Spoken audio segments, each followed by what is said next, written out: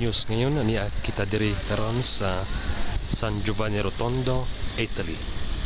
Ato makita ang hospital ni Padre Pio Casa Sollievo della Sofferenza.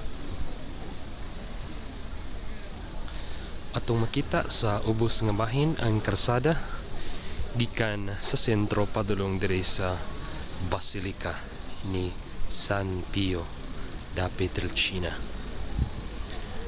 Anya kay karon dinhi Kalinan News ngayon kauban ang inyong kabayang navigador Donhard HD.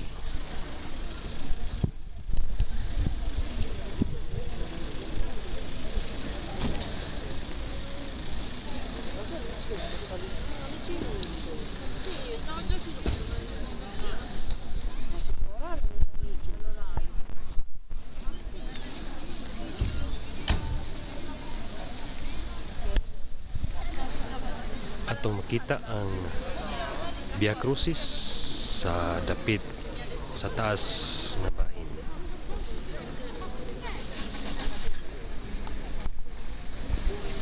Anya kita dinhi sa San Giovanni Rotondo, Italy.